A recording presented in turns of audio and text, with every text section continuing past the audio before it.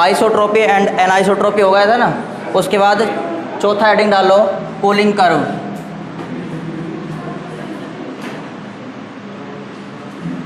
Cooling curve चौथी property इसकी crystalline solids की कूलिंग कर्व।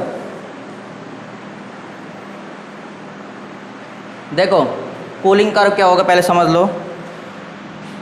देखो इसमें ग्राफ बनाएंगे क्रिस्टलाइन सॉलिड के लिए और नॉन क्रिस्टलाइन सॉलिड के लिए, ठीक है। ग्राफ जो बनेगा वो बनेगा टेम्परेचर डिग्री सेंटीग्रेड में ले लेंगे और टाइम, ठीक है, मिनट में ले लेंगे इसको। देखो जो ये ग्राफ बना रहा हूँ सबसे पहले मैं क्रिस्टलाइन सॉलिड के लिए।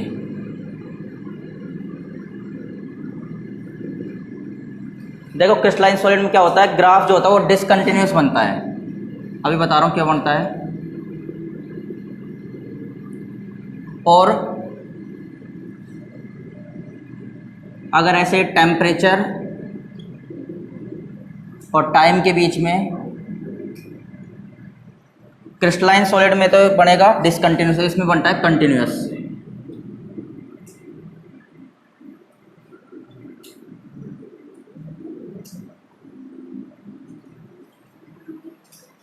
ग्राफ ही बना रखा है, एक लाइन लिख रखी है बस इसमें। देखो डिसकंटिन्यूअस का मतलब कैसा बनेगा ग्राफ, ग्राफ कुछ ऐसा आएगा।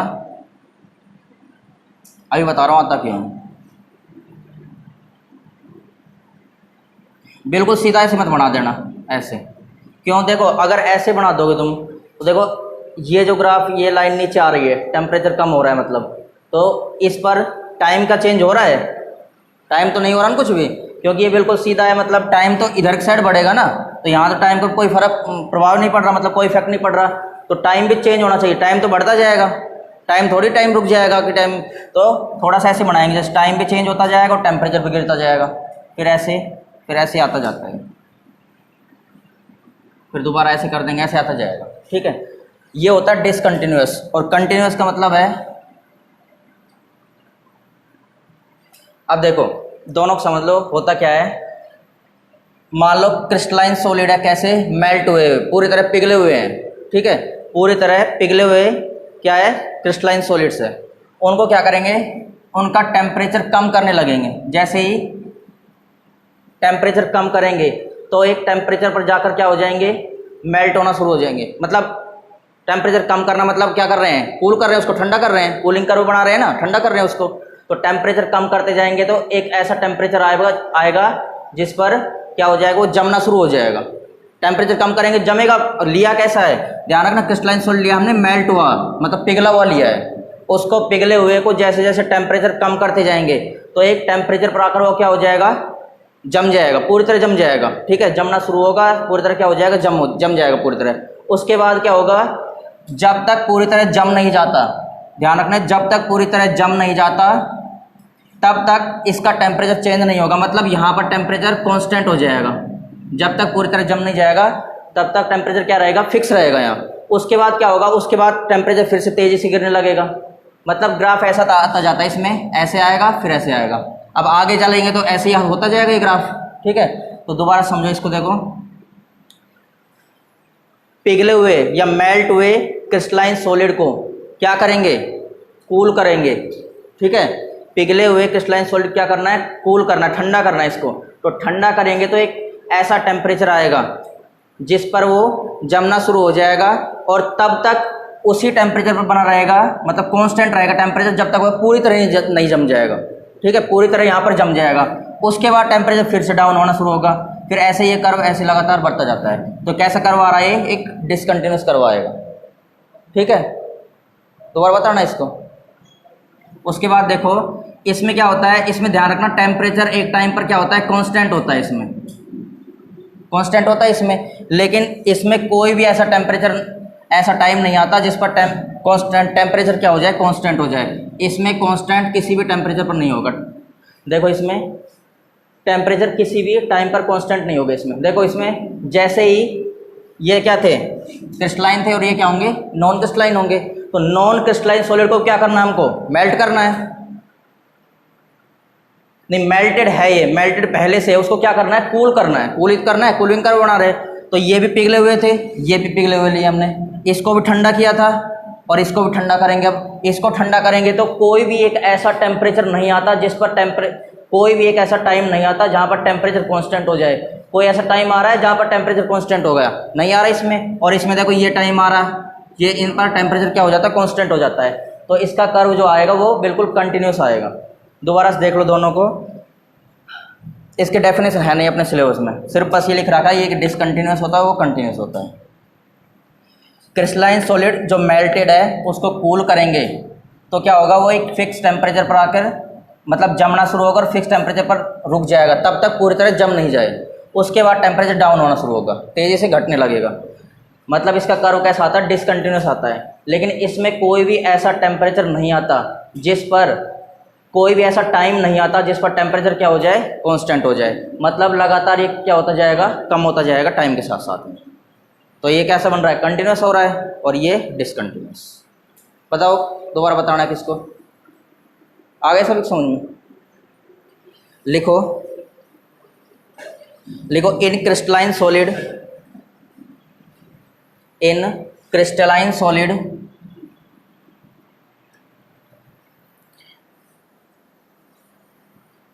Cooling curve is discontinuous, cooling curve is discontinuous. Cooling curve कैसा होता है, डिसकंटिन्यूअस होता है।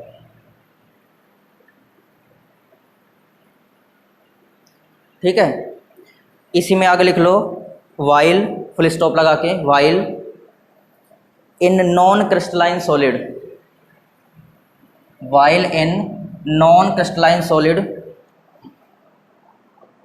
Cooling curve is continuous. कैसा है, नॉन क्रिस्टलाइन में कंटिन्यूअस है। बना लो दोनों को,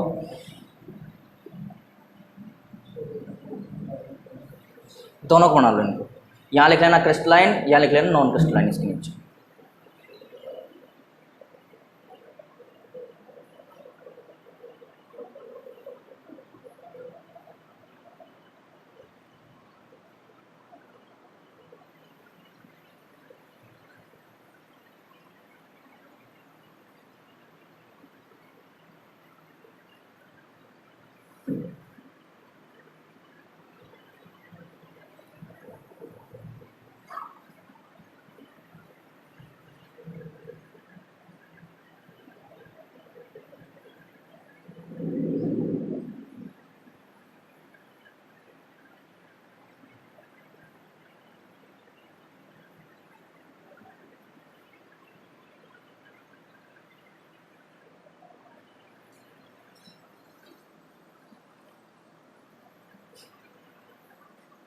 ये चारों प्रॉपर्टी हो गई सॉलिड्स की।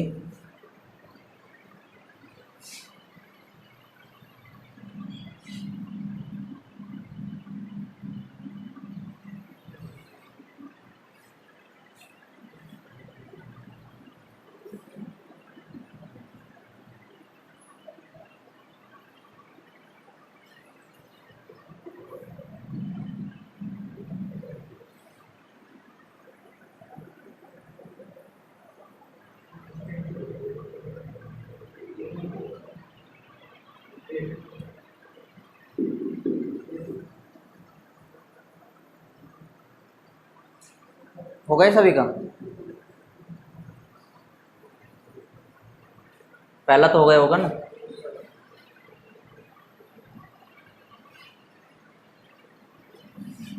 नोट डालो, 2-3 नोट लिख लेते हैं। कल बताया था एक तो क्वार्ज और क्वार्ज ग्लास वाला नोट पहले।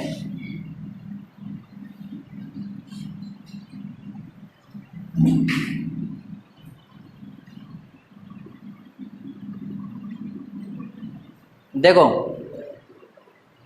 एक क्वेश्चन अपनी बुक में भी है कि क्वार्ज ग्लास जो होता है उसको क्वार्ज में कैसे चेंज कर सकते हैं। क्वार्ज किस में आता है बताओ, क्रिस्टलाइन में या नॉन क्रिस्टलाइन में? क्रिस्टलाइन में आएगा, और ये आता है नॉन क्रिस्टलाइन में।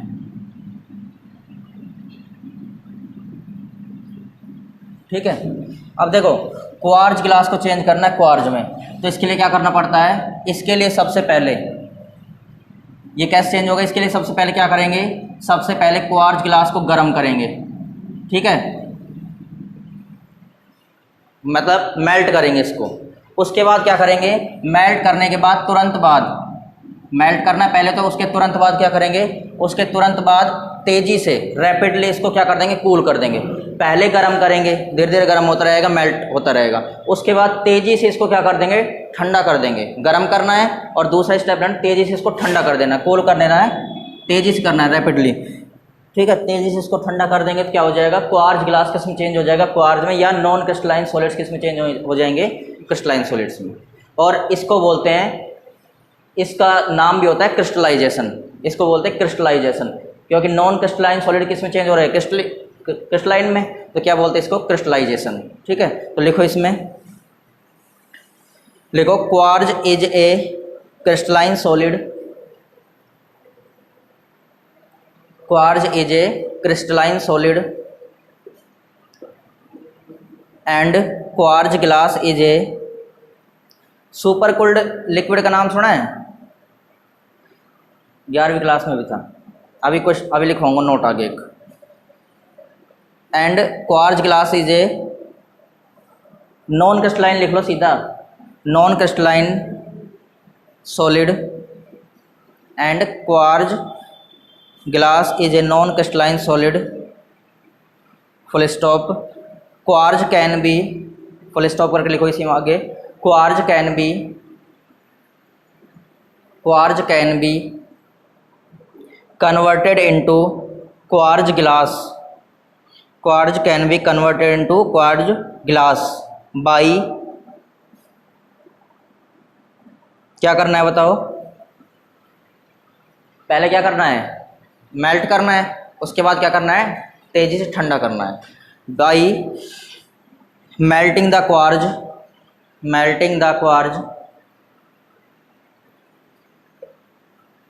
And then cooling it rapidly,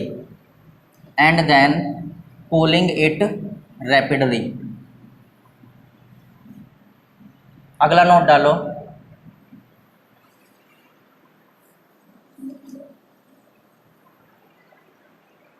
बताओ तुम बताना इसको, जो ग्लास होता है उसको सुपर कोल्ड लिक्विड भी बोलते हैं, या दूसरा नाम क्या होता है इसका, स्यूडो सॉलिड था ना, ये 5वें चैप्टर में था 11th क्लास में।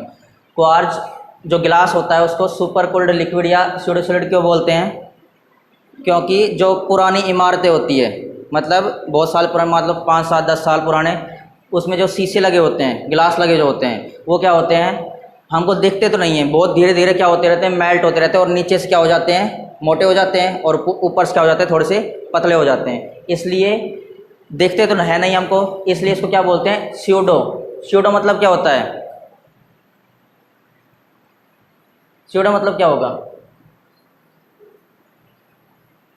आभासी बोलते हैं शायद हिंदी में इसको।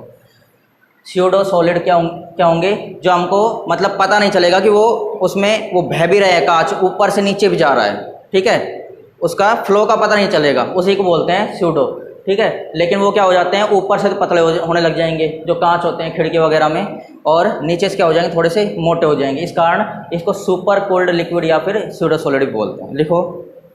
लिखो glass is also known as, glass is, हाँ अगला नोट में लिख लो, glass is also known as pseudo solid और super cold liquid, pseudo solid और PSEUDO, स्यूडो सॉलिड और super cold liquid, due to slow motion of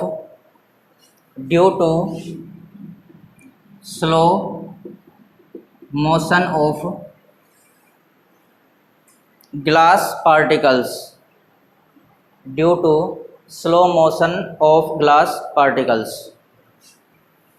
नीचे example करके लिखना इसी नोट में, लिखो ग्लास ऑफ विंडो और डोर्स, ग्लास ऑफ विंडो और डोर्स, खिड़की और दरवाजे, doors are relatively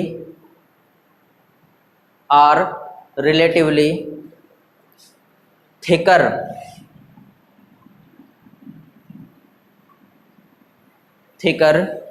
from lower end, नीचे से तो होते हैं थिक, मोटे होते हैं लोअर एंड, नीचे से लोअर एंड, ई एंड लिखना, ठीक है, from lower and, full stop, it is happens due to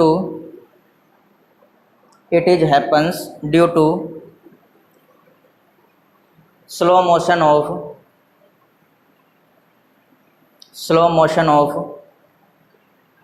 glass particles from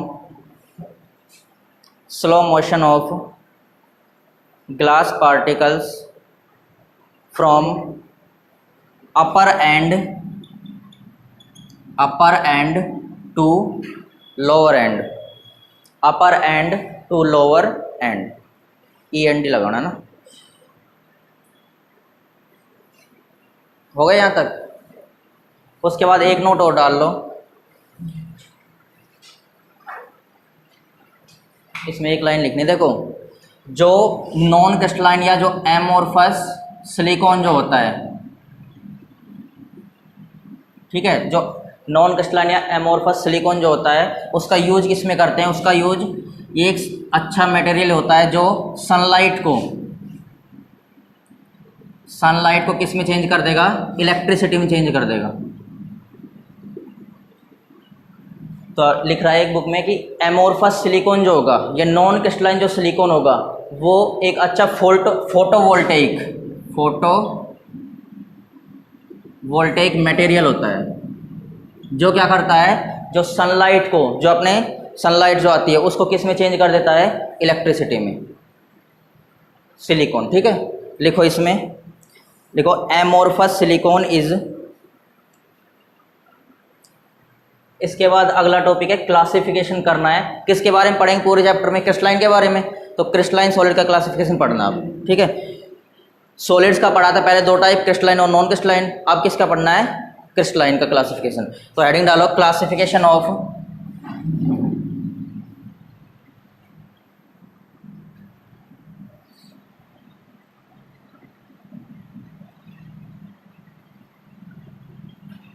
crystalline solids, classification of crystalline solids.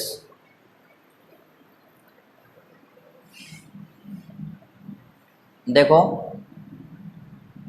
इसका क्लासिफिकेशन किस बेस पर किया गया है? वो बेस क्या है इसका? इसका बेस है इंटरमोलिकुलर फोर्स ऑफ अट्रैक्शन। इसका क्लासिफिकेशन का जो बेस है, किस बेस पर किया गया है? वो है इंटरमोलिकुलर फोर्स ऑफ अट्रैक्शन के बेस पर। मतलब अट्रैक्शन किस किस कारण हो रहा है मॉलिक्यूल्स में, उसके बेस पर है। तो इसके चार टाइप पढ़ने हमको। एक तो पढ़ना है, सबसे पहला पढ़ेंगे मॉलिक्यूलर सॉलिड, ठीक है। इस मॉलिक्यूलर सॉलिड में तीन टाइप आएंगे। दूसरा पढ़ना है आयोनिक सॉलिड, तीसरा है मेटेलिक सॉलिड, और चौथा है कोवैलेंट, या इसको बोलते हैं नेटवर्क सॉलिड। 2019 में क्वेश्चन आया था, नेटवर्क सॉलिड का एक एग्जाम्पल पूछा था इसमें। देखो मॉलिक्यूलर सॉलिड तीन टाइप के होंगे। पहला होगा नॉन पोलर मॉलिक्यूलर सॉलिड, दूसरा होगा पोलर मॉलिक्यूलर सॉलिड, और तीसरा होता है हाइड्रोजन बॉन्डेड मॉलिक्यूलर सॉलिड्स, ठीक है। ये चार टाइप है, इसमें भी ये तीन टाइप इसके पढ़ने हैं, ठीक है। अब देखो एक एक डाल लेना वैसे ही, ठीक है। तो इसको मैं पहला बता रहा हूँ पहले।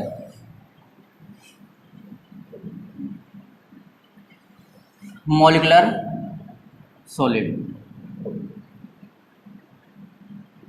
देखो मॉलिक्यूलर सॉलिड जो होते हैं उसमें फोर्स ऑफ अट्रैक्शन किसके कारण होता है?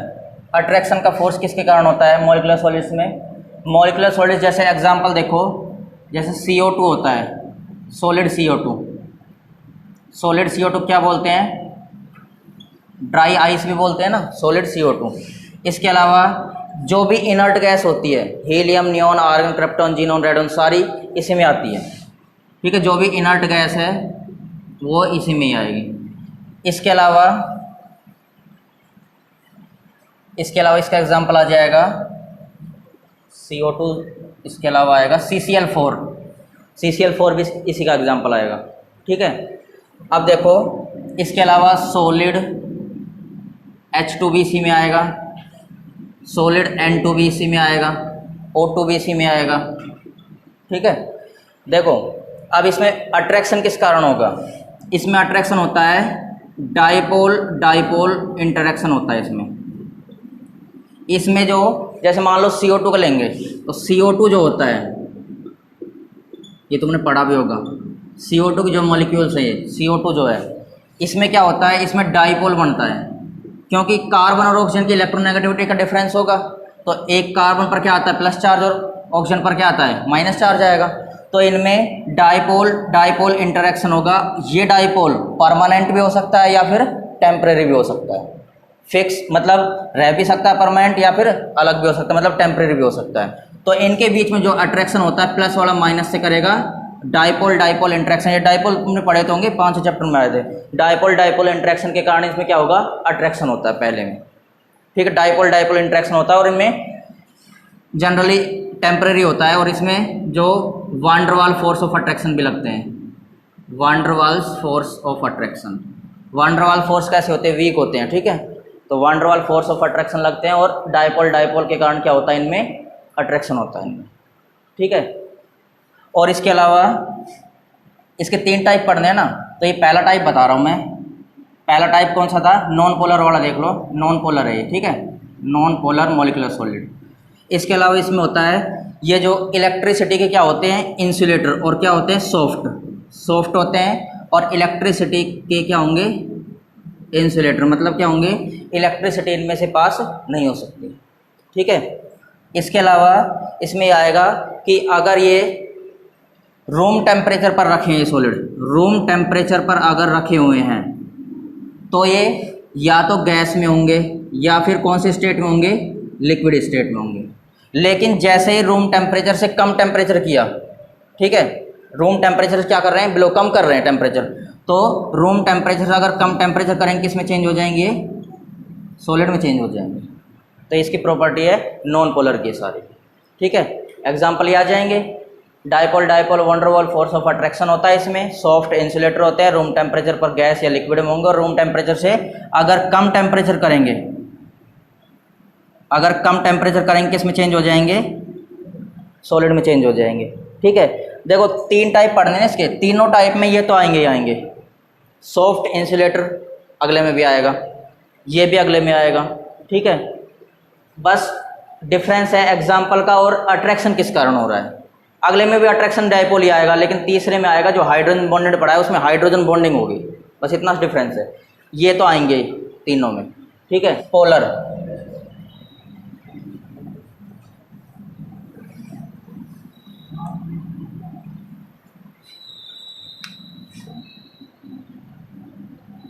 Polar molecular solid.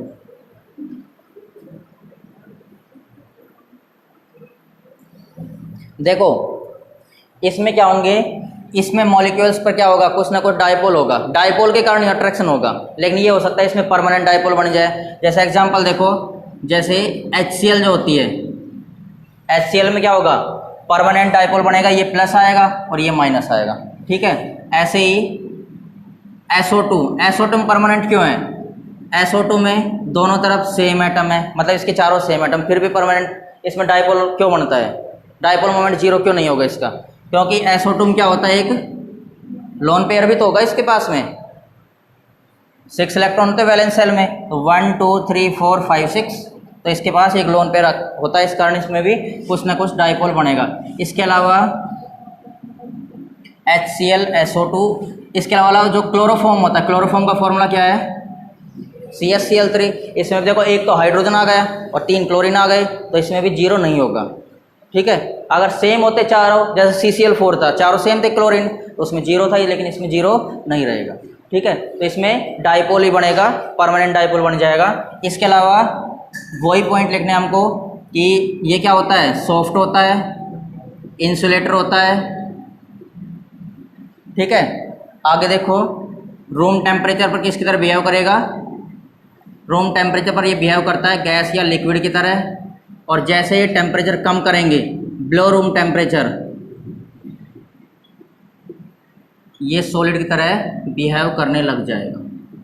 लिखो इसमें। और मेल्टिंग पॉइंट क्या होगा इसका, उसकी वजह तुमको बताया था, मेल्टिंग पॉइंट होता है इसका high as compared to non polar molecular solid. लिखो, फर्स्ट एरो लगाना, देखो, in this type of solids, in this type of solids,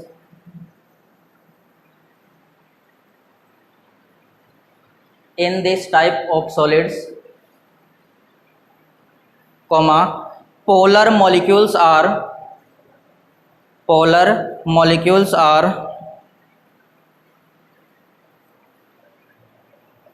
attached by strong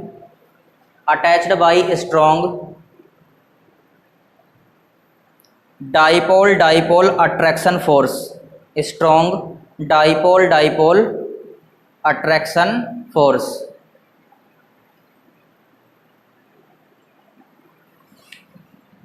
example लिखो, सॉलिड HCl, नीचे एग्जाम्पल करके लिखना, solid HCl, coma SO2, coma CHCl3।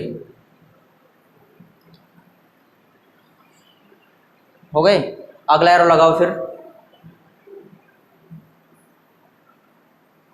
लिखो, these are also soft and insulator of electricity, these are also soft and insulator of electricity, मतलब electricity इसमें से भी पास नहीं हो सकती, insulator of electricity। अगला arrow, melting point of these compounds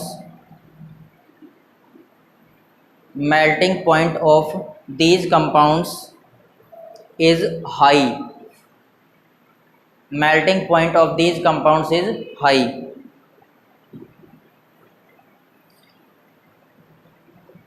last arrow लगाओ, लिखो, these compounds are found in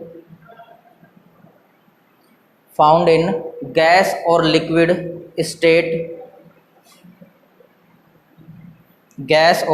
state at room temperature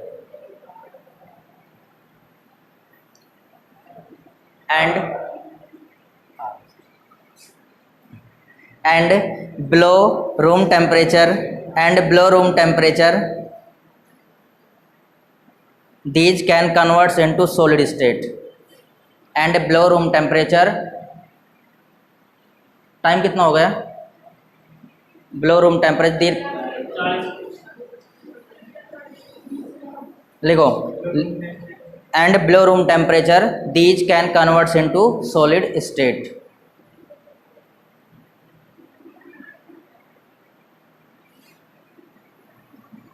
उसको बंद कर देना, रेड वाले को दबा दो।